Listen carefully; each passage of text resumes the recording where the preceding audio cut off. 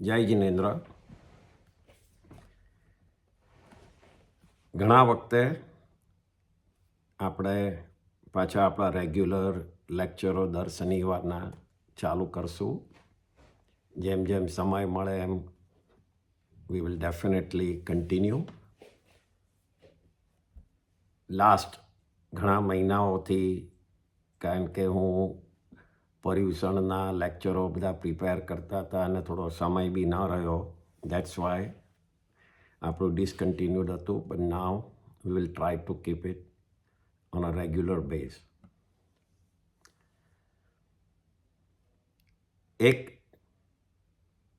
Lecture જે મારે પર્યુષણમાં આપવું હતું પણ એ વખતે એ ન આપી શક્યા. દિવસ તો 8 જ હતા ઓફકોર્સ. એટલે મને થયું આજે આપણે એનાથી જ ચાલુ કરીએ.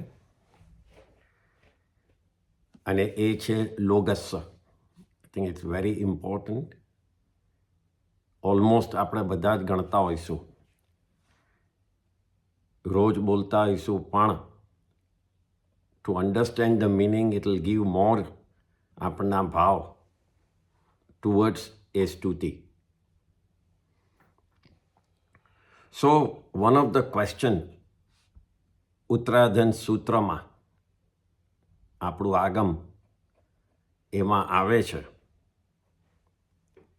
જેમાં Jambu Swami, and then will understand who is Jambu Swami, Sudharma Swami Ganadhar. Sudharma Swami Ganadhar જે જંબુ સ્વામીના ગુરુ હતા, એમને એક સવાલ પૂછે છે. પોતાના ગુરુને જંબુ સ્વામી સવાલ પૂછે છે કે હે ભગવાન, 24 તીર્થંકરોનું સ્તુતિ કરવાથી જીવને શું લાભ થાય? આટલો સિમ્પલ સવાલ કે જીવને કયો લાભ થાય, શું ફાયદો મળે 24 તીર્થંકરની સ્તુતિ કરવાથી? આપણે એને કોમન રીતે લોગસ શબ્દથી ઓળખીએ છીએ. એનો એકચ્યુઅલ શાસ્ત્રમાં નામ છે ચતુર્વિશતિ સ્તવ.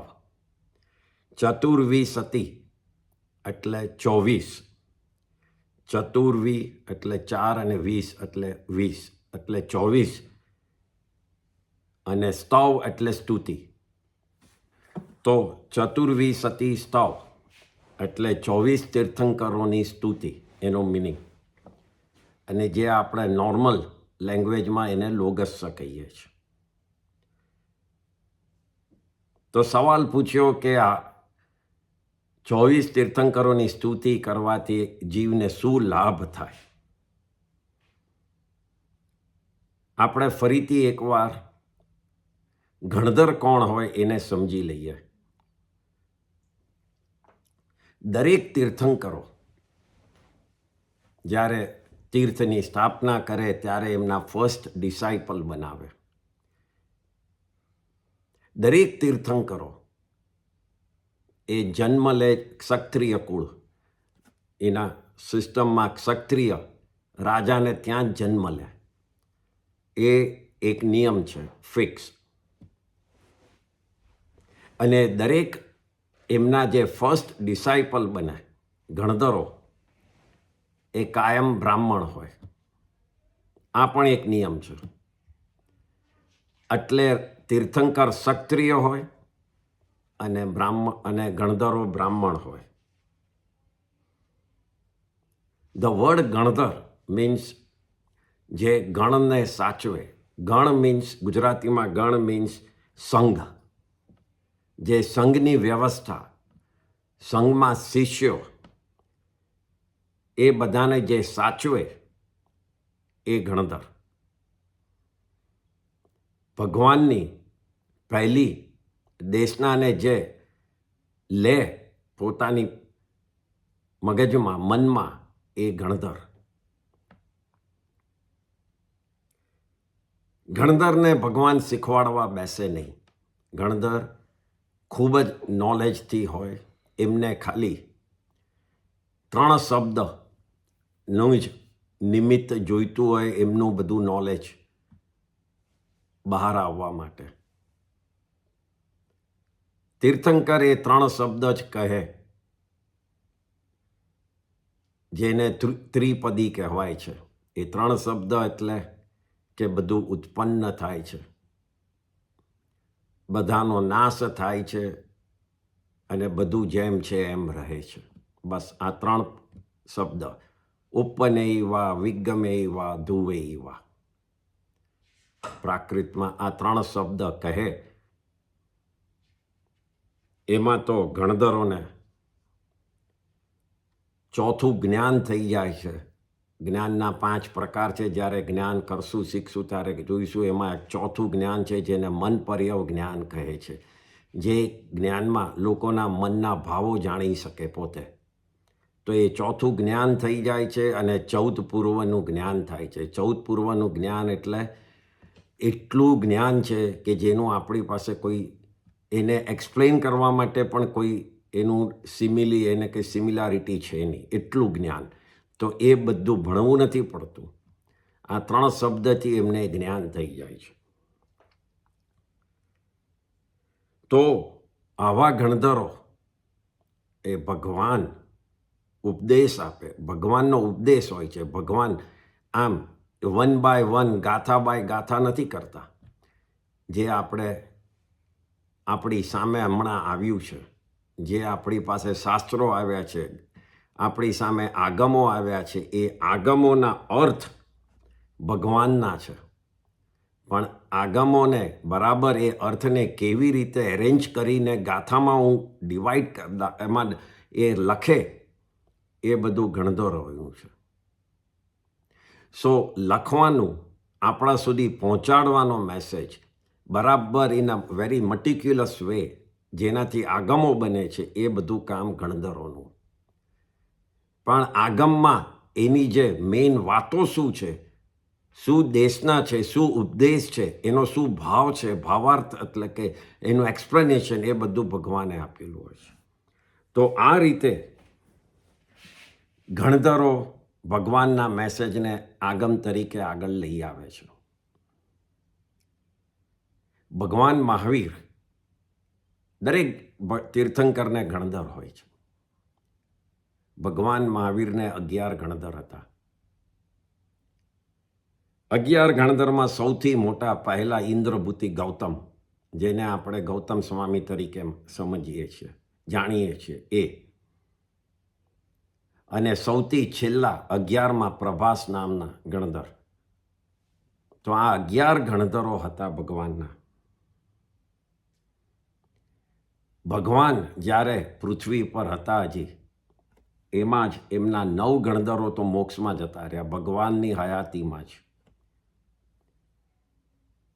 ખાલી 2 ગણધરો ભગવાનના પછી મોક્ષમાં ગયેલા છે. તો એ 2 ગણધરો ભગવાનના પછી એ કન્ટિન્યુ કરેલું આપણા સુધી આગમનો ઉપદેશ આપવાનો. ભગવાનના આગમનો ઉપદેશ એ ખૂબ જ સિમ્પલ રીતે સમજવો હોય. આપણે આટલા બધા આગમો વાંચવા ન હોય, સમજણ ન પડતી હોય, તો એમનો ઉપદેશ એક જ સિમ્પલ રીતે એમણે કહ્યું હતું કે જે હું છું એ જ તું છે, અને જે તું છે એવા અનંતો છે. બધા જ સરખા છે. જીવોને સંબોધીને ટેલિંગ અબાઉટ બધા જ જીવો કે જે મારો જીવ છે, આત્મા છે, એવો તારો છે, અને જેવો તારો છે એવા જ અનંત આત્માઓ છે. બધા સરખા છે, કોઈ ભેદભાવ નથી. આટલું સમજી લે. આટલું સમજવાથી તું ઘણા પાપો કરતો અટકી જશે. તારી એવરી ભાવમાં તું જીવો પ્રત્યે સમાનતા રાખશે તો મુક્તિ નજીક આવશે. તારા કસાયો, ક્રોધ, માન, ગમતું, ન ગમતું, સારું, ખોટું, એ બધું નીકળી જશે. ખાલી જીવોને સમાન ગણ. દરેક જીવ તારા જેવો છે એમ ગણ. આ ભગવાનનું ટોટલ અન્ડરસ્ટેન્ડિંગમાં એક લઈએ આપણે તો આપણી મુક્તિ નજીક છે. કોઈ પણ જીવ જોડે ઝઘડો, ખરાબ લાગ્યું, એ બધું જ મગજમાંથી નીકળી જશે જો આ એક ચીજ મનમાં રાખીએ કે બધા સરખા જ છે. તો આ જ કારણે આને જ સમજવા માટે પરમાત્માનું ધ્યાન, દર્શન, નામ, પૂજન, વંદન, કીર્તન, માળા, સ્તવન, સ્તુતિ, સ્તોત્ર વગેરે આપણે ગણવા જોઈએ, આપણે બોલવા જોઈએ, આપણે એને ધ્યાનમાં લાવવા જોઈએ. આ જ રીઝન છે કે અગેન એન્ડ અગેન અલગ અલગ સ્તોત્ર ને ગાયનો ને કીર્તન ને બધું ભગવાનના નામથી થાય છે. હમણાં જંબુ સ્વામી જે સુધર્મા સ્વામીના શિષ્ય હતા, એમણે સુધર્મા સ્વામીને સવાલ પૂછેલો કે 24 તીર્થંકરોની સ્તુતિથી જીવને શું લાભ થાય છે. સુધર્મા સ્વામી કહે છે, હે જંબુ, કે પરમાત્મા ભવ્ય જીવોના અંતરના અંધકારને દૂર કરે છે. પરમાત્માનું મેઇન ઉપદેશ શું છે કે અંધર જે મિથ્યાત્વ, અંધકાર, ખોટી બિલીફ છે એ દૂર કરે છે. આપણને સાચો ધર્મનો માર્ગ બતાડે છે અને એ જો ન મળે તો આપણામાંથી ખોટી બિલીફ, મિથ્યાત્વનો અંધકાર જતો નથી. અને જ્યાં સુધી એ રોંગ બિલીફ આપણામાં રહે છે ત્યાં સુધી સંસાર રહેવાનો જ છે. They are together. મિથ્યાત્વ અને સંસાર એ બંને સાથે જ ચાલે છે. હજી સુધી કોઈ સંસારથી મિથ્યાત્વ લઈને મુક્તિ પામ્યું નથી. મિથ્યાત્વ છૂટે તો જ સંસાર છૂટે છે. તો પરમાત્માના સ્વરૂપને સુધર્મા સ્વામી કહે છે જંબુ સ્વામીને કે પરમાત્માના સ્વરૂપને, તેમના જ્ઞાન, તેમના ઉપકારને આ જો આપણે સામે રાખશું તો આપણને ધીમે ધીમે આપણું પણ સાચું સ્વરૂપ દેખાશે. આપણે છેલ્લે કોઈ પણ સ્તુતિ, કોઈ પણ કીર્તન, કોઈ પણ પૂજન ભગવાનનું કરતાં કરતાં આપણું છેલ્લું એમ એ જ હોવું જોઈએ કે હું પણ આ જ છું. એ જ છેલ્લું એમ હોવું જોઈએ, એ ભગવાનને યાદ કરતા અને હું અલગ છું ત્યાં સુધી આપણી હજી સ્તુતિ, કીર્તન ફૂલ થઈ નથી. એ જ એમ થવું જોઈએ કે હું પણ ભગવાન છું, મારામાં બી આ શક્તિ છે, આત્માની એટલી શક્તિ છે. એ જ સાચું સમ્યક દર્શન આપશે. બાકી જ્યારે તમે એક બી આત્માને તમારાથી અલગ ગણશો, ભગવાનનો હોય, તીર્થંકરનો હોય કે એક ઇન્દ્રિય, બે ઇન્દ્રિય, કોઈ પણ આત્મા હોય, અલગ ગણશો ત્યાં સુધી તમારામાં મિથ્યાત્વ રહેલું જ હશે. કોઈ પણ ધર્મના કાર્યમાં છેલ્લે તો એ જ સમજવાનું છે કે હું પોતે ભગવાન છું અને મારે હવે એ પામવું છે. અને એ પામવા માટે જે જે કરવું પડે એ જ સાચો ધર્મનો માર્ગ છે. ભક્તામર સ્તોત્ર જે ઘણા જણ ગણતા હશે સવારના, એની ગાથા 7મી માં પણ માનતુંગ આચાર્યજીએ આ જ વાત કરી છે. એ ગાથા શું છે? તો ત્વત સંસ્તવેન ભવસંતતિ સન્નિબદ્ધમ પાપમ ક્ષણાક્ષમુપૈતિ શરીર ભાજામ આક્રાંત લોક મલિનીલમ શેષમાસુ સૂર્યાંશુ ભિન્નમિવ સાર્વર મંદકારમ. અહીંયા શું કહે છે આચાર્યજી? ભગવાનને, ઋષભદેવ ભગવાનને સંબોધીને કહે છે કે આપના શુભ સ્તવનથી, ઓસ્પિશિયસ સ્તવનથી માનવ દેહ પામીને જે જન્મ મરણ કરીને પાપો જે થાય છે એ આપના ઓસ્પિશિયસ સ્મરણથી નાશ પામે છે તરત. ખાલી આપનો સ્મરણ એટલે વિચાર, આપના ધ્યાનથી એ નાશ પામે છે. અને શું સરખાવે છે એમાં? તો એમાં કહે છે કે રાત્રિ, નાઇટનો ડાર્કનેસ ઓફ નાઇટ, કાળો અંધકાર જેમ આખા લોકમાં છવાયેલો છે. જ્યારે રાત હોય ત્યારે બધે જ ડાર્કનેસ હોય છે. તે સૂર્યના એક કિરણથી એ નાશ પામે છે. એ જ રીતે જેમ સૂર્યનું એક કિરણ થાય અને રાત્રિનું શું થાય છે? નાશ પામે છે. એ જ રીતે આ મિથ્યાત્વનો જે અમારામાં રોંગ બિલીફ છે, કાળો પડદો છે, એ આપના સ્તવનના સૂર્યથી એમાં એટલો પાવર છે કે અમારા આત્મા ઉપર રહેલો મિથ્યાત્વનો કાળો પડદો બી નાશ પામે છે. આ ગાથામાં આચાર્યજી સૂર્યથી પણ વધારે આપના સ્તવનમાં પાવર છે એ સમજાવે છે.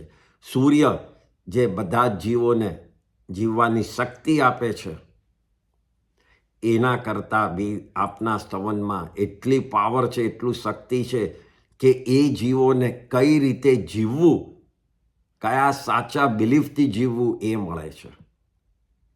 આ રીતે આ 7મી ગાથામાં આચાર્યજી સમજાવે છે ભગવાનના સ્તવનની વાત. આપણે મેઇન અહીંયા સમજવાનું એ છે કે આપણે પોતે કોણ છીએ? આપણે પોતે એક ફિઝિકલ આત્મા છીએ, એક દ્રવ્ય છે. આપણે દેખી નથી શકતા, પણ આપણે પોતે એક દ્રવ્ય છે. દ્રવ્ય મીન ફિઝિકલ એક વસ્તુ જે કેવળી ભગવાન તીર્થંકરો પોતે જોઈ શકે છે આપણા આત્માને, પણ આપણે જોઈ નથી શકતા આપણા આ નોલેજથી. તો આપણે એક દ્રવ્ય આત્મા છીએ. આપણી પાસે આત્માની અંદર ગુણો છે, એટ્રીબ્યુટ્સ છે. અને એ એટ્રીબ્યુટ અને એ આપણો દ્રવ્ય આત્મા સંસારમાં જ્યારે ફરે છે અને જુદા જુદા ભાવો કરે છે, એને પર્યાય કહેવાય છે. ટેકનિકલ લેંગ્વેજમાં પર્યાય, જે આપણે દરેક જુદા ભાવ કરે છે, જુદું રૂપ લઈએ છીએ, જુદું શરીર મળે છે, જુદી ગતિ મળે છે, એ બધું પર્યાય છે. હવે આ દ્રવ્ય, ગુણ અને પર્યાય, આ ત્રણમાં કઈ ચીજ પરમનન્ટ છે? તો દ્રવ્ય પરમનન્ટ છે. આત્માનો નાશ થતો નથી. આત્મા કાયમ રહેવાનો છે. કોઈ એને હજી તોડી શક્યું નથી, કાપી શક્યું નથી, મારી શક્યું નથી. એટલે દ્રવ્ય પરમનન્ટ છે. અને એ દ્રવ્યની અંદર એના જે જ્ઞાન, દર્શન, ચારિત્ર, એ જે બધા ગુણો છે એ પણ પરમનન્ટ છે. તો ત્રણમાંથી 2 ચીજ પરમનન્ટ છે, દ્રવ્ય અને ગુણ. ખાલી પર્યાય છે એ બદલાયા કરે છે. જેમ જેમ સંસારના ભાવો, આપણા ચક્ર બદલાય છે, એમ આપણું રૂપ બદલાયા કરે છે. આત્મા નથી બદલાતો. એટલે પર્યાય જે બદલાય છે એનો એન્ડ લાવવાનો છે. નથી આત્માનો એન્ડ લાવવાનો કે નથી ગુણનો એન્ડ લાવવાનો. કારણ કે એ બેનો એન્ડ આવી જ નહીં શકે. કોઈ પણ એને ખાલી કરી નહીં શકે. તમારા આત્માને કોઈ મારી નહીં શકે અને આત્મામાં રહેલા તમારા એટ્રીબ્યુટ્સ, ગુણને કોઈ કાઢી નહીં શકે. તમારી જે હમણાંની સ્થિતિ છે એનો એન્ડ આવી શકશે. એટલે આ જે પર્યાય, એટલે હમણાંનો જે ભાવ, હમણાંની જે આપણી સ્થિતિ છે, એનો નાશ થાય. એ આપણે જતી રહે. જેમ જેમ ઉંમર, સમય જતા, કાળ પાસ થતા જતી રહે, એના પહેલાં જ આપણે પરમાત્માનું શરણ લઈ લઈએ અને એમના ગુણ ગાતા ગાતા એમની નજીક પહોંચી જઈએ. એટલે આપણે પણ આપણા ગુણની નજીક પહોંચી જઈએ, પરમાત્માના ગુણો ગાતા ગાતા. જો આપણે પરમાત્મા બનવું હોય તો પરમાત્માના શરણમાં જવું પડશે. અને પરમાત્માના શરણમાં ક્યારે જઈ શકશું? વેન વિલ યુ એક્સેપ્ટ કે એ જ સાચું છે? તો એ જ એક્સેપ્ટ ક્યારે થાય? કે જ્યારે તમને શ્રદ્ધા બેસે. શ્રદ્ધા હોય તો જ ભગવાનને નમવું એટલે એક ફિઝિકલ કાયાનું એક ક્રિયા નથી, પણ શ્રદ્ધાપૂર્વક વિથ બિલીફ, વિથ સાચી શ્રદ્ધા જોડે પોતે કમ્પ્લીટલી પોતાની જાતને સમર્પણ કરે અને મનમાં કાયમ રાખે કે આ જ સાચા છે, તો એ રીતે જે નમન કરે એનું જ મિથ્યાત્વ દૂર થાય છે અને એને સમ્યક્ત્વ દર્શનની પ્રાપ્તિ થાય છે. આવી શ્રદ્ધા જોડે, આવા ભાવ જોડે, આવું ધ્યાન એવું હોવું જોઈએ કે ભગવાનની સ્તુતિ, ભગવાનનું નામ લેતા, ભગવાનને યાદ કરતા આખી દુનિયા ભૂલાઈ જાય. ત્યારે જ સમ્યક દર્શન થાય છે. બાદશાહ અકબર એક લડાઈ, યુદ્ધ કરીને જીતીને આવતા હતા. રસ્તામાં નમાજનો સમય આવ્યો. બાદશાહ પોતે ખૂબ જ ધર્મિષ્ઠ હતા, પોતાના ધર્મમાં પણ ધર્મિષ્ઠ હતા. તો નમાજનો સમય આવ્યો, હાથી ઉપરથી પોતે નીચે ઉતર્યા. બધા સોલ્જર્સ, બધાને સૈનિકો બધાને ઊભા રાખ્યા. પોતે નીચે ઉતર્યા અને નમાજ પડવાના સમયે નમાજ પડવા માંડ્યા. ત્યાં જ નજીકના ગામમાં બાઈને એક સ્ત્રી હતી, એને ખબર પડી કે સૈનિકો લડાઈ પૂરી કરીને પાછા આવી રહ્યા છે. પોતાનો હસબન્ડ, પતિ પણ આ લડાઈમાં ગયો હતો સૈનિક તરીકે, એક સોલ્જર તરીકે. પાછો આવ્યો છે એ ખુશાલીમાં એટલી બધી ગાંડી થઈ ગઈ, એટલી બધી ખુશ થઈ ગઈ કે દોડતી આવી જ્યાં બધા સૈનિકો હતા, એના હસબન્ડને શોધવા માટે, એના પતિને શોધવા કે ક્યાં છે. આટલા બધા હજારો સૈનિકોમાં જેમ તેમ દોડીને શોધવામાં એને ધ્યાન ન રહ્યું, કારણ કે એનું ધ્યાન હતું એના હસબન્ડ, એના પતિને શોધવાનું. તો દોડતી દોડતી અચાનક જ્યાં અકબર મહારાજા નમાજ પડતા હતા ત્યાં પહોંચી ગઈ અને દોડતી દોડતી બાદશાહને એમનો પગ લાગી ગયો. બાદશાહ તરત ડિસ્ટર્બ થયા, આંખ ખુલી ગઈ અને પૂછ્યું કે કોણે મને પગ લાગ્યો? બાદશાહ તો જરાય ન ગમે એવી ચીજ હોય એટલે મગજ જતું જ રહે. કોણે મને પગ લગાડ્યો?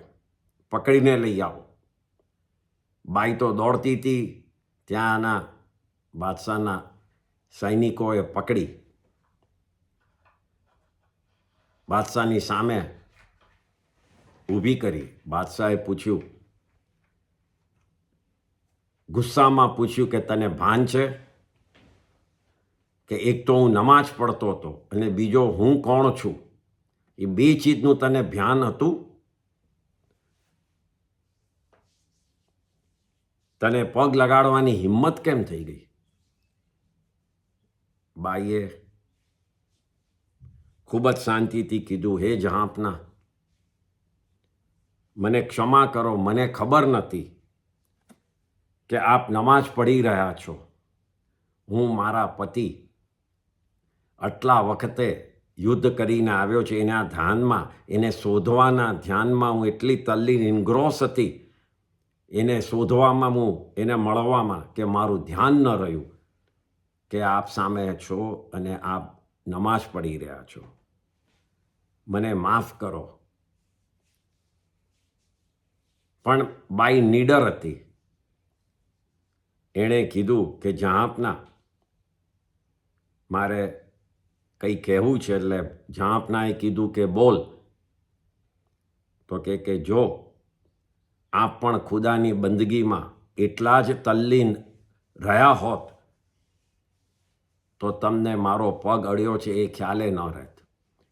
જેમ મને ખ્યાલ ન રહ્યો કે તમે નમાજ પડતા હતા હું મારા હસબન્ડને શોધવામાં, એટલા તમે ખુદાની ધ્યાનમાં જો તલ્લીન હો તો તમને ખ્યાલ ન હોત. બાદશાહે કબૂલ કર્યું, ઉપરથી એને ઇનામ આપ્યું કે તે મને સાચી નમાજનો અર્થ સમજાવ્યો, સાચી ભક્તિ કોને કહેવાય એ સમજાવ્યો. આ જ રીતે આપણે પણ ભગવાનની સ્તુતિ કરીએ ત્યારે આજુબાજુ કંઈ જ દેખાવું ન જોઈએ. સાધનાનો પુરુષાર્થ એટલે સાધના એટલે શું? અપલિફ્ટમેન્ટનો માર્ગ, જે ધર્મમાં આગળ વધવું એ સાધના કહેવાય ગુજરાતીમાં. એનો પુરુષાર્થ કોણ કરે? તો સાધક કરે. સાધક મીન્સ આપણે, ડુઅર, કરનાર. એ સ્વયં કરે છે. જૈન ધર્મમાં સાધના સાધક પોતે કરે છે. કરનારો જ ધર્મના માર્ગમાં આગળ વધી શકે, કોઈ આગળ લઈ જઈ શકે નહીં, માર્ગ બતાડી શકે, લઈ જઈ શકે નહીં. તો આ આપણા જેવા સાધકને જે સાધના, જે પુરુષાર્થ, જે એફર્ટ કરીએ છીએ આગળ વધવામાં, તો એવા માર્ગ ઉપર આપણે તીર્થંકરોની સ્તુતિ કરીએ, એમનું નામ ગુણ કીર્તન કરીએ તો એ આપણા માર્ગને વધારે પ્યોર કરે છે, વધારે ઇઝી કરે છે, વધારે આગળ લઈ જવામાં હેલ્પ કરે છે, ક્લીન કરે છે, શુદ્ધ કરે છે. અને એવી જ શ્રદ્ધા રાખીએ તો આપણે પણ એમના જેવા થઈ શકીએ છીએ. આ માર્ગનું અલ્ટિમેટ રિઝલ્ટ છે. સ્ટાર્ટ એમના નામનું ગીણ કીર્તન કરતાં કરતાં કરતાં આગળ વધતા વધતા આપણે એમાં માઈ જઈએ છીએ, એમાં સમાઈ જઈએ છીએ, પોતે પણ એ જ ગુણ કીર્તનમાં આવી જઈએ છીએ. જેના શરણે જઈએ એના જેવા થઈએ એ તો આપણે સાંભળ્યું જ હશે. તો એ જ પ્રિન્સિપલ અહીંયા પણ લાગુ જ પડે છે. લોગસ જેની આપણે વાત ચાલી રહી છે, એક એવી સ્તુતિ છે જેમાં 24 તીર્થંકરો, તેમના નામો, તેમનામાં રહેલા ગુણો, તે દરેક જીવો ઉપર શેનો પ્રકાશ પાડે છે, વોટ ડુ દે ટીચ, એ બધું જ આમાં આવી જાય છે આ એક જ સ્તુતિમાં. એટલી ઇમ્પોર્ટન્ટ સ્તુતિ છે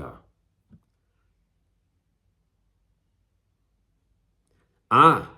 લોગસ આટલું ઇમ્પોર્ટન્ટ કેમ છે, એમાં શું છે? તો આ એક એવી સ્તુતિ છે જેમાં ગુણ કીર્તન પણ ભગવાનના આવી જાય છે. આ જ સ્તુતિ એ 2 પ્રકારના આસન એટલે 2 પ્રકાર રીતે બેસીને કરી શકાય છે વ્યવહારથી. માંદા હોય એનો આગાર, કોઈ માંદગી હોય, કોઈ બેસી ન શકતું હોય તો એ આડા આસન ઊંઘતા પણ લઈ શકે, બોલી શકે, બધું જ કરી શકે. પણ નોર્મલી એનો વ્યવહાર 2 આસનથી બતાડ્યો છે. એ 2 છે, એક છે યોગ મુદ્રા અને એક છે જીન મુદ્રા. મુદ્રા મીન્સ પોઝિશન.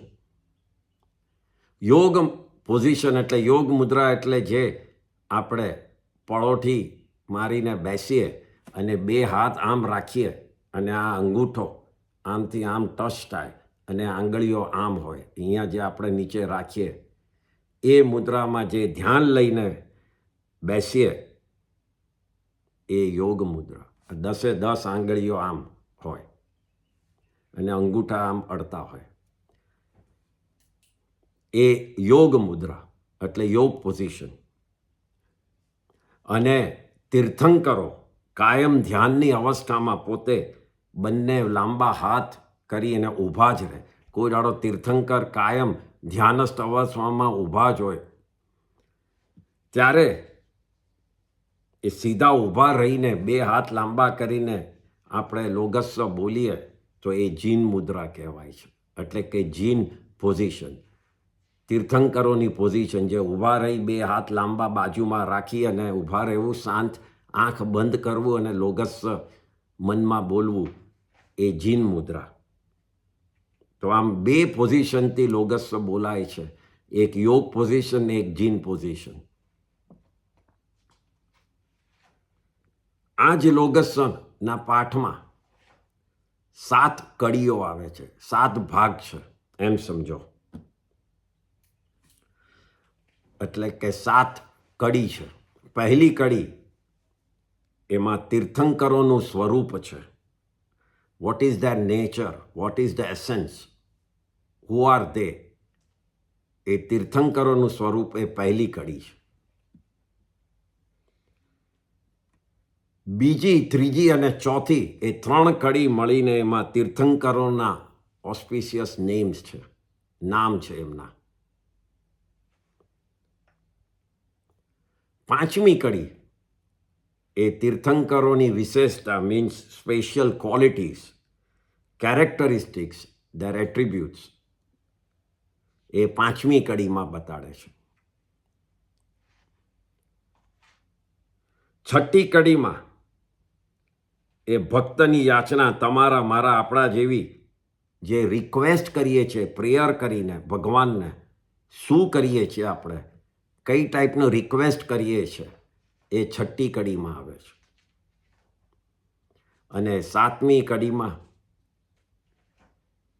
તીર્થંકરો ને ઉપમા, એટલે કે એમની કમ્પેરિઝન, આપણાથી જે થઈ શકે, જે આપણા માટે દુનિયામાં સૌથી મોટી ચીજ છે, એવી ચીજો જોડે તીર્થંકરોની કમ્પેરિઝન, એમની સિમિલીઝ કરી છે, સિમિલારિટીઝ બતાડી છે કે what kind of tirthankara are there.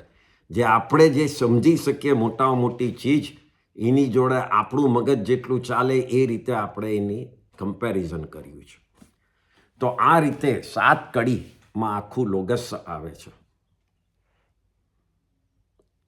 તો પહેલી ગાથાને સમજીએ. લોગસ્સ ઉજ્જોગરે ધમ્મતિતયરે જીણે અરિહંતે ચિત્તૈસમ ચોવીસંપી કેવલી. આ પહેલી ગાથા. એક એક શબ્દને સમજીએ, બહુ મજા આવશે. લોગસ્સ એટલે કે આખા લોકમાં. લોગસ્સ શબ્દનો અર્થ છે લોક. જૈન ધર્મની જ્યોગ્રાફીમાં 14 રાજલોક કહેવાય છે, જેમાં 7મી નરક નીચે અને મોક્ષ મુક્તિ ઉપર. 7 નરકો, પછી મધ્યલોક, પછી દેવના વિમાનો, એમ ઉપર જતા જતા છેલ્લે મોક્ષ. તો આ 14 રાજલોકનો લોક કહેવાય છે જૈન ધર્મ, જેમાં એક મોક્ષ સિવાય બાકીના બધી જ જગાએ જીવનું જન્મ મરણ ચાલ્યા જ કરતું હોય છે. જુદા જુદા ગતિ, જે 4 ગતિ છે, એ બધી આ 14 રાજલોકમાં છે. તો આ લોગસ્સ પહેલો શબ્દમાં જ આખા લોકને યાદ કર્યો. ઉજ્જોયગરે બીજો શબ્દ, એટલે કે ઉજ્જોયગરે એટલે ઉજ્જવળ કરનારા, પ્રકાશ કરનારા. લાઇટ આપવામાં, કોને? લોગસ્સમાં, એટલે લોકમાં, આખા લોકમાં પ્રકાશ કરનારા. પ્રકાશ કેટલા ટાઈપના છે? તો 2 પ્રકાર. એક દ્રવ્ય પ્રકાશ. દ્રવ્ય પ્રકાશ કોણ કરે છે? તો એ સૂર્ય અને ચંદ્ર કરે છે. ફિઝિકલ પ્રકાશ, લાઇટ, જે આપણને સવાર પડે એટલે સૂર્યની લાઇટને, રાત પડે એટલે ચંદ્રની લાઇટ દેખાય, દે આર કોલ્ડ દ્રવ્ય પ્રકાશ. પણ અહીંયા ઉજ્જોગરે કયા પ્રકાશની વાત કરે છે? તો ભાવ પ્રકાશની. જે કેવળ જ્ઞાન રૂપી જે જ્ઞાન છે, જે પરમનન્ટ છે, જે દરેક જીવો ઉપર એવો પ્રકાશ કરનારા તીર્થંકરો છે. આમાં એમના જ્ઞાનની કેટલી શક્તિ છે એ અહીંયા કહે છે. ઉદ્યોગ રે કેટલી શક્તિ છે? તો દ્રવ્ય પ્રકાશ કરતાં ભાવ પ્રકાશ અનંતા જીવોને અંદરથી પ્રકાશ કરે છે, સાચા રસ્તો બતાડે છે. એ અહીંયા કહેવા પહેલા જ શબ્દમાં લોકમાં સાચો રસ્તો બતાડનારા એટલે લોગસ્વ ઉદ્યોગ રે પ્રકાશ કરનારા, એ પહેલા જ બે શબ્દમાં આવી જાય છે. ધમ્મતિથ્ય રે ધર્મરૂપ તીર્થની સ્થાપના કરનાર તીર્થંકર. તીર્થંકર એટલે કોણ? તીર્થની સ્થાપના કરનાર. એમ તો જૈન ધર્મ અનાદિ સમયથી અને અનંતકાળ સુધી રહેવાનો છે. Means there is no starting point and there will never be end point. પણ then આપણે દર વખતે તીર્થની સ્થાપના કરનારા એમ કેમ કહીએ છીએ? સો એની પાછળ રીઝન છે. એવરી ટાઈમ એક તીર્થંકર બધો મેસેજ આપે, તીર્થ સમજાવે, તીર્થની સ્થાપના કરે, ને પછી જે સમય પાસ થાય એમાં ધીમે ધીમે ધર્મ થોડો હલકો થતો જાય, ભૂલાતો જાય, એમાં લૂઝ એન્ડ્સ આવવા માંડે. એટલે અગેન નેચરલી બાય નેચર બીજા તીર્થંકર બને છે અને રીવાઇટલાઇઝ કરે છે તીર્થને. એટલે કે ફરીથી એને સ્થાપે છે કે ના, ધર્મ આમ જ છે, જે બધું બદલાઈ ગયેલું હોય, બદલાઈ ગયું હોય, ફરીથી બધું લાવે છે ટેબલ ઉપર. એટલે જે તીર્થંકર બને છે એ તીર્થંકર એટલે કઈ રીતે તીર્થની સ્થાપના કરે છે? નોટ જસ્ટ ઉપદેશ આપીને. એ પોતે પહેલા કેવળ જ્ઞાન પામે છે, કેવળ જ્ઞાની બને છે, ત્યારે એ કેવળી ગણાય છે. હજી તીર્થંકર નથી ગણાતા. અને એના પછી એ પહેલો ઉપદેશ આપે છે. ત્યારે ઉપદેશમાં દેવ, મનુષ્ય, તિર્યંચો બધા જ હોય છે. અને એમાં સૌથી પહેલાં એક જણ દીક્ષા લે છે, એ જે એમના ગણધર બને છે. પછી એક સ્ત્રી દીક્ષા લે છે, એ સાધ્વી બને છે. અને ઓછામાં ઓછા એક શ્રાવક બને છે, જે હજી સંસારમાં જ છે, દીક્ષા નથી લીધી પણ શ્રાવક બને છે, એના વ્રતો લે છે. અને એવી રીતે જ એક શ્રાવિકા બને છે. તો આ ચાર જ્યારે બને છે ત્યારે અહો તીર્થ કરીને તીર્થનું એસ્ટાબ્લિશમેન્ટ થાય છે. અને ત્યારે એ જ કેવળી આત્મા એ તીર્થંકર બની જાય છે. આવો એક સમયે એક જ હોય છે અને એક અવસર પણ અર્ધચક્રમાં 24 જ થાય છે. આ તીર્થંકરોની ખૂબી છે. આવી રીતે તીર્થની સ્થાપના થાય છે. આ જ રીતે બધા પચકાણો આપે, આ જ રીતે સાધુ સાધ્વી, શ્રાવક શ્રાવિકાના સંઘને તીર્થ કહેવાય છે. તો આ તીર્થ એ ધર્મને આગળ લઈ જાય છે, સાધુ સાધ્વીઓ આગળ લઈ જાય છે. અને ઘણા જીવોને મિથ્યાત્વમાંથી સમ્યક્ત્વમાં લઈ જે ડૂબેલા છે એ લોકોને બહાર લાવી અને ભગવાનના માર્ગ ઉપર આગળ વધારે છે. એટલે અહીંયા ભગવાનને કહ્યું છે ધમ્મતિથ્ય રે, જે ધર્મથી અનંતા જીવોનો લાભ થાય છે એવા પ્રકારના તીર્થની આપે સ્થાપના કરી છે. એટલે લોગસ્વ ઉદ્યોગ રે ધમ્મતિથે, ભગવાનના ગુણોનું ચાલુ થાય છે ગણવાનું આપણે. નેક્સ્ટ શબ્દ છે જીણે. જીણે એટલે જેને કોન્કર કર્યું છે. જીન શબ્દ ઉપરથી છે. જીન મીન્સ જેણે કોન્કર કર્યું છે, રાગ દ્વેષ રૂપી સર્વ પાપ ઉપર પોતે વિજય પ્રાપ્ત કર્યો છે. He has one, overcome all kind of રાગ એન્ડ દ્વેષ. એ વિક્ટોરિયસ છે. અને આ જ જીણ શબ્દમાંથી આપણે જૈન શબ્દ આવ્યો. અને we are followers of Jin, that's why we are Jains. So એવા ધમ્મતિતરે જીણે જેણે રાગ દ્વેષને વિન કર્યું છે, અને અર્યંત એટલે જેને શત્રુનો નાશ કર્યો છે. હવે જૈન ધર્મમાં શત્રુ તો કોઈ હોય નહીં, બધાને સરખા ગણ્યા છે. તો અહીંયા આત્મરૂપી શત્રુની વાત નથી, અહીંયા કર્મરૂપી શત્રુની વાત છે. Enemies are the karma, not any person outside. Your own karma is your own enemy.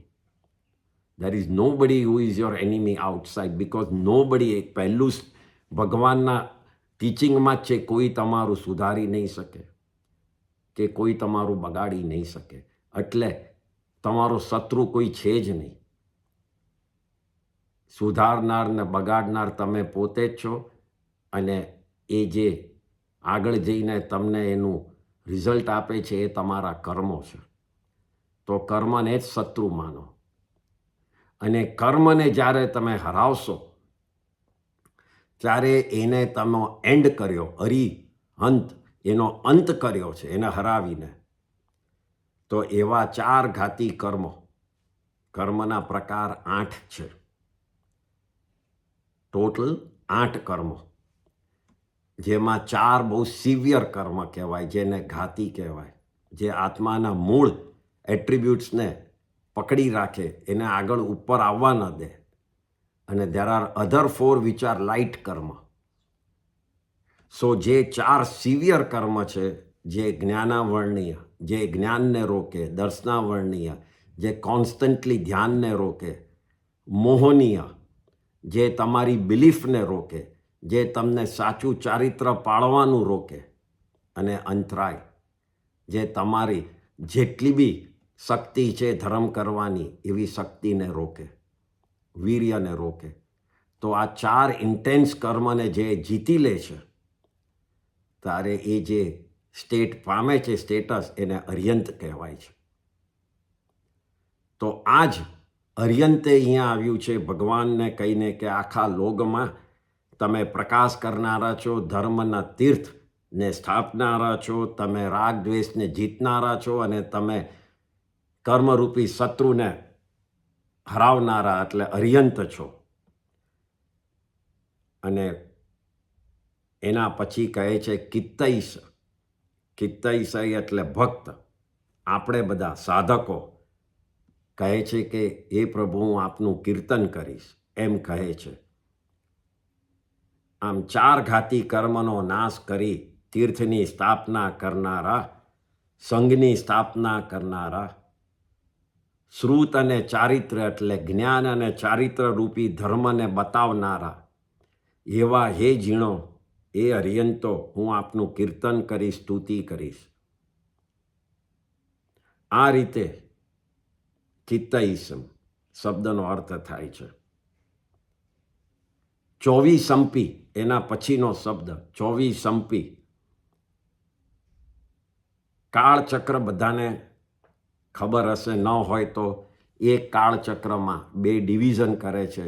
અર્ધકાળચક્ર, એ દરેક અર્ધકાળચક્રમાં 24 તીર્થંકરો થાય, અને પાછું બીજા અર્ધકાળચક્રમાં બીજા 24 થાય. એમ 24 ને 24 તીર્થંકરો થાય છે. એ ક્યાં થાય છે? તો જૈન જ્યોગ્રાફીને તમારે સમજવી હોય તો જે મધ્ય લોક છે, એમાં એકલી આપણે અહીંયા જે રહીએ છીએ એ એકલી પૃથ્વી નથી. આ આપણી એક બહુ નાનકડી જગ્યામાં આપણે રહીએ છીએ કમ્પેર ટુ આખું 14 રાજલોક. આપણા જેવી બીજી એક પૃથ્વીઓ છે જે આપણી સામે ઓન ઓપોઝિટ સાઈડ છે, જેને ઈર્વત કરીને કહેવાય છે. આપણે હમણાં જૈન જ્યોગ્રાફી ખાલી શોર્ટમાં સમજી લો, એને ઐરવત કહેવાય છે. અને એ 2 પૃથ્વીઓની વચ્ચે જે મોટી જગા છે, મોટી પૃથ્વી, એને મહાવિદ્યક ક્ષેત્ર કહેવાય છે. તો આપણા જેવી જે ભરત ક્ષેત્ર છે, એમાં એવા 5 ભરત ક્ષેત્ર છે. એવા જ ઈર્વત ક્ષેત્ર છે, એ પણ 5 છે. અને જે મહાવિદ્ય ક્ષેત્રમાં જે વચ્ચે વચ્ચે મોટી મોટી પૃથ્વીઓ છે એવી 160 છે.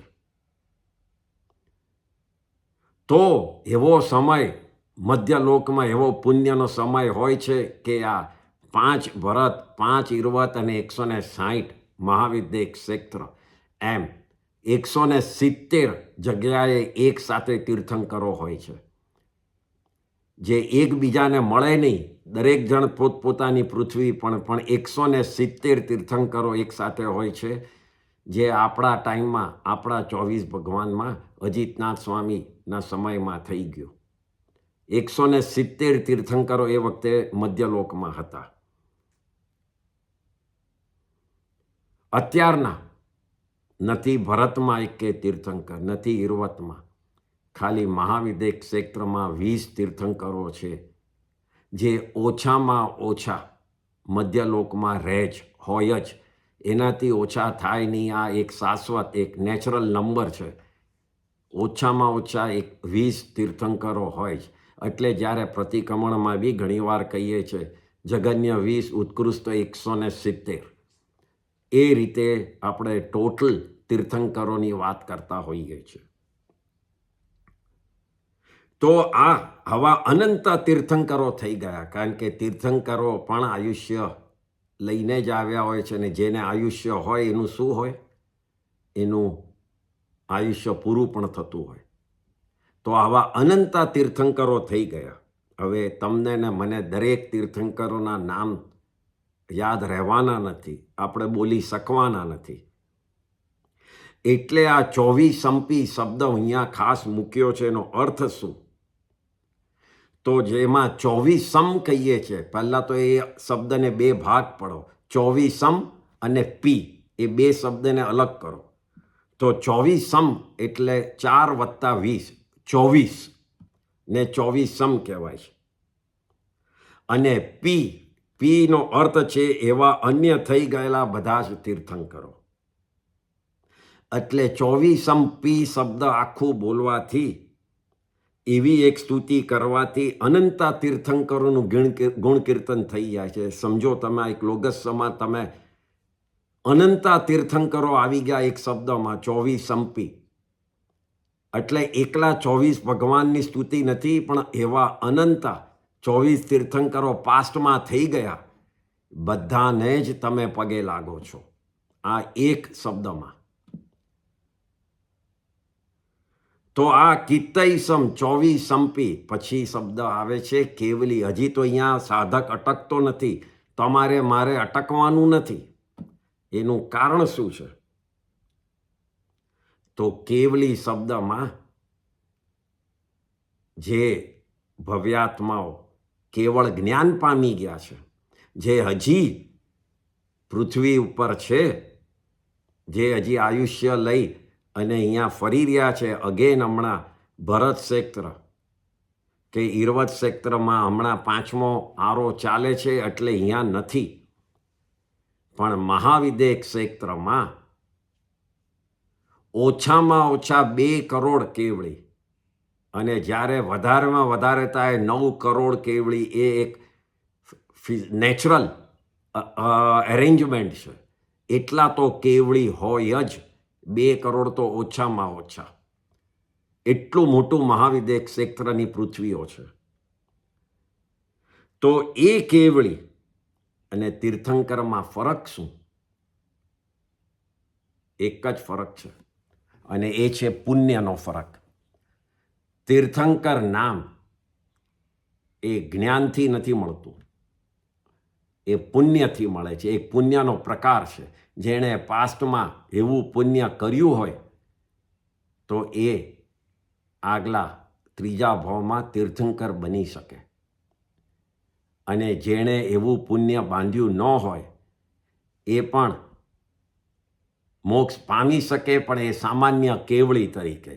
તો તીર્થંકર અને કેવળીમાં કોઈ જ્ઞાનમાં ફરક ના, દર્શનમાં ના, ચારિત્ર ના, કોઈ પણ ગુણોમાં ના. ખાલી તીર્થંકરને એ ભાવમાં, છેલ્લા ભાવમાં તીર્થંકરની પદવી મળે. દેવો એમનું ધ્યાન રાખે, એ બધું પુણ્યનો પ્રતાપ છે. જેવા આ જ તીર્થંકર નિર્વાણ પામી મોક્ષ જાય છે અને એમના જ જેવા બીજા અન્ય સાધુઓ, સાધ્વીઓ, ગણધરો બધા મોક્ષ પામે છે, પછી ત્યાં કોઈ નથી મહાવીર સ્વામી કે નથી ગૌતમ સ્વામી કે નથી કોઈ સામાન્ય કેવળી સાધુ સાધ્વી, બધા જ સરખા. મોક્ષમાં કોઈ જીવનો ભેદભાવ નહીં. ત્યાં પુણ્ય એન્ડ થયું. તીર્થંકર નામ નીચે રહી ગયું, ઉપર ખાલી આત્મા ગયો. એટલે તીર્થંકરોની જોડે આ સ્તુતિમાં જે 24 સંપી બોલ્યા એના પછી કેવળી શબ્દ આવે છે. એ કેવળી એટલે કે એમના જેવા બીજા અન્ય કેવળી ભગવંતોને પણ, એટલે લોગસમાં 24 તીર્થંકરો, અનંતા બીજા તીર્થંકરો અને કેવળી ભગવાનો, એ બધાનું જ સ્તુતિ આવી જાય છે. વિચાર કરો, આ એક સ્તુતિમાં જેટલા કેવળ જ્ઞાનીઓ થઈ ગયા બધા જ આમાં આવી જાય છે લોગસમાં, એક એક શબ્દમાં. અત્યાર સુધી તો આપણે ખાલી 24 તીર્થંકરનું સમજતા હતા વ્યવહારથી, પણ એકચ્યુઅલમાં તમે ને હું આપણા બધાને જ પગે લાગીએ છીએ અને બધાને યાદ કરીએ છીએ, ધ્યાનમાં લાવીએ છીએ. બીજી, ત્રીજી ને ચોથી ગાથા. હવે આ પહેલી ગાથા પૂરી થઈ. લોગસ્સૌ જોગરે ધમતીતે જીણે અરિયંતે કિત્તઈસમ 24 સંપી કેવલી. ત્યાં સુધી કે લોકમાં તમે પ્રકાશ કરનારા આ બધા જ છો, અનંતા જીવો છો. હવે પર્ટિક્યુલરલી આપણે જે હમણાં આપણા ઉપકાર છે એમના નામો યાદ કરીએ છીએ. એ બીજી, ત્રીજી ને ચોથી કડીમાં આવે છે. તીર્થંકરો કેટલા છે આપણા વખતમાં? હવે આપણે હમણાંના અવસરપણી કાળની વાત કરીએ છીએ. એમાં પહેલા તીર્થંકર કોણ થઈ ગયા? તો ઋષભદેવ ભગવાન. અને છેલ્લા તીર્થંકર ભગવાન મહાવીર. તીર્થંકરો કેટલા છે? 24. નામ કેટલા છે લોગસમાં? તો 25. જેને ખ્યાલ ન હોય તો ગણી લેજો. એમાં 25 નામો છે. એનું કારણ તો એવી રીતે ગોઠવાયેલું છે કે સુવિંચ અને પુષ્પદંત બંને એક જ તીર્થંકરના નામ છે. સુવિધિનાથ, શ્રી સુવિધિનાથ ભગવાનનું બીજું નામ પુષ્પદંત છે. અને લોગસમાં બેઉ નામ આવે છે. બસ એ આ વખતે એવી રીતે લખાયેલું છે, એનું કોઈ રીઝન નથી. એટલે એક તીર્થંકરના બે નામ છે, સુવિંચ પુષ્પદંત, બંને એક જ તીર્થંકર છે, સુવિધિનાથ સ્વામી. એટલે એ બે નામ ગણશો તો 25 દેખાશે, પણ તીર્થંકરો 24 છે. તો લોગસમાં 24 તીર્થંકરો અને નામ 25, એ આ વખતના લોગસમાં એવી રીતે છે. ભગવાનના નામો એ એમનેમ નથી પડતા. એમના નામમાં બી ગુણ હોય છે. જ્યારે મધરના ઉદરમાં, પેટમાં આવે, ગર્ભમાં આવે ત્યારે, અને જ્યારે એમનો જન્મ થાય ત્યારે જે આજુબાજુ નેચરમાં જે ફેરફાર થાય, મધરના પોતાના ભાવમાં ફેરફાર થાય, એ બધા ઉપરથી દરેક તીર્થંકરના જુદા જુદા નામ પડતા હોય છે. ઋષભદેવ ભગવાનના મરુદેવી માતાને પહેલાં સ્વપ્નમાં ઋષભ આવ્યો, સફેદ ઋષભ એટલે બળદ, તો એ પ્રમાણે નામ પડ્યું. 16માં શાંતિનાથ ભગવાન પ્રભુ ગર્ભમાં આવ્યા ત્યારે એ વખત નગરમાં, શહેરમાં મરકી એટલે પ્લેગનો રોગ હતો, એ આખો શાંત થઈ ગયો. બધાને શાંતિ અનુભવી, એટલે શાંતિનાથ ભગવાન નામ પડ્યું. 21માં નમીનાથ, એમના ફાધર ઉપર ઘણા આજુબાજુ બધા રાજાઓ ચડી ગયેલા લડાઈ માટે, તો જેવા ગર્ભમાં આવ્યા તો બધા રાજાઓ નમી ગયા, એટલે એમનું નમીનાથ નામ પડ્યું. એક રાજા નમી ગયા. પ્રભુ ગર્ભમાં આવ્યા ત્યારે માતાએ પોતાના પડખામાં, પાર્શ્વ એટલે પડખામાં, સર્પને જોયું, એટલે એમનું નામ પાર્શ્વનાથ પડ્યું. પ્રભુ ગર્ભમાં આવ્યા ત્યારે નગરમાં ધન, ધાન્ય, લશ્કર, આ તે બધી બિઝનેસ બધામાં ખૂબ જ વધારો જોયો, એટલે નામ વર્ધમાન પડ્યું. આમ તીર્થંકરોના નામ પાછળ કંઈક ને કંઈક કારણ હોય છે.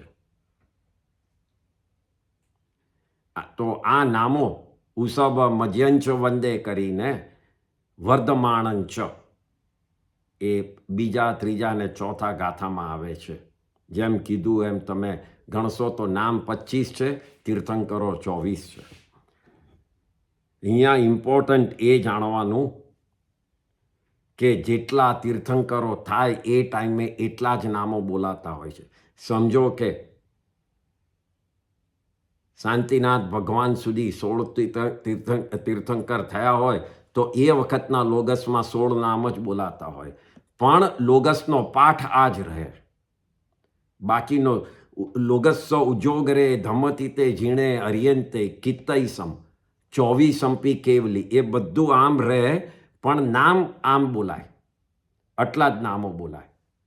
અને એના પછીનો બી નામ વગરનો જે પાછળનો પાઠ છે એ પણ આ જ રહે, કારણ કે લોગસનો પાઠ એ શાશ્વત છે, એ કોઈએ બનાવ્યો નથી અને કોઈ નાશ નહીં પામે. નામો બદલાયા કરશે પણ લોગસ નહીં બદલાય.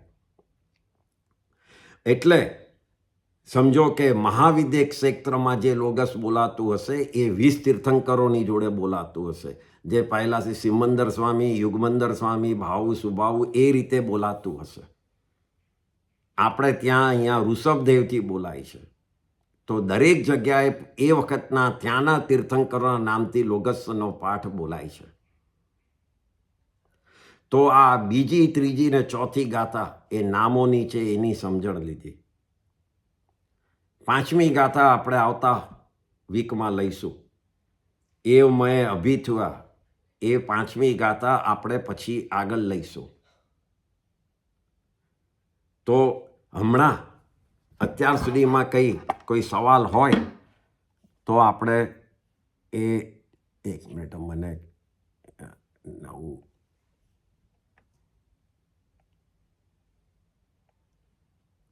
ઓકે, કોઈને કંઈ સવાલ છે?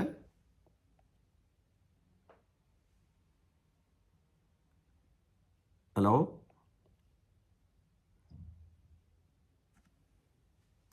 जय जिनेन्द्र मित्र। हाँ जय जिनेन्द्र। आपने बूस्टर डोज देकर शुरुआत की, उसके लिए बहुत बहुत अनुमोदना। Thank you. नवकार मंत्र जैसे शाश्वत है, लोगस भी आपने कहा शाश्वत हाँ, है, और नमोत्थुणम भी शाश्वत है। ओके, सो ये क्रम कैसे होता? नवकार मंत्र तो पहले बोलते हैं, उसके बाद लोगस और फिर नमोत्थुणम आता है। नहीं, ये सब व्यवहार आप अलग से बैठ के कोई भी गिन सकते हैं, दरेक में अलग है. नवकार मंत्र में जो चारित्र है वो बताया है, लोगस में जो मेनली नाम, जो करंट नाम है वो आता है, और उनका ही गुण कीर्तन. और नमोत्थुणम वो ओवरऑल तीर्थ, हरियंत और सिद्ध की क्या अवस्था है, क्या उनमें शक्ति है, क्या गुण है, वो आता है. उनमें कोई नाम नहीं रहता. એટલે नवकार मंत्र और नमोत्थुणम में नाम नहीं है, लोगस में नाम आता है. लोगस 4 बार क्यों कहते हैं? हाँ, वो आएगा अपने नेक्स्ट सैटरडे में आएगा वो. ठीक है, ठीक है. वो 4 बार 20 40 क्यों बोलते हैं वो आएगा. Okay, okay, thank you. Okay, तो नेक्स्ट सैटरडे. जय जिनेन्द्र. जय जिनेन्द्र. जय जिनेन्द्र.